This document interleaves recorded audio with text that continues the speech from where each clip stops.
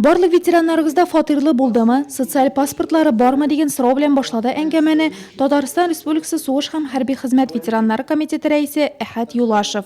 Квартиру дали или домик построили ему там, это же не кончается этим делом. То есть с момента получения первыми нашими ветеранами в рамках данной программы прошло уже 5 лет, с 2010 года. И за эти 5 лет выходят уже соответствующие вопросы появляются.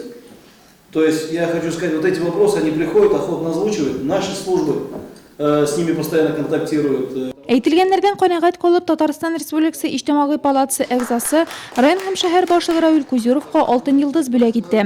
Әлеге күкрәк билгесе республика комитетының 50 еллыгына багышлап чыгарылган. Республика кунаклары Нурлаттагы визитларыннан яхшы тәэсирләрдән тыш очрашу истәлеге буларак кул сәгатьләре алып китә. Район һәм шәһәр башлыгы Равил Кузюров сугыш чорында да, тыныч тормышта да җаваплылыкны үз исләренә йөкләп, җитди эш алып баручы командирларга командирларча бүләк ясады. Түгәрәк стәл артындагы сөйләшүгә Әлмәт ветераннар советы рәисе Васил Хуҗәхмәтов, Нурлат районы ветераннар советы рәисе Разия Садретдинова да чакырылды иде.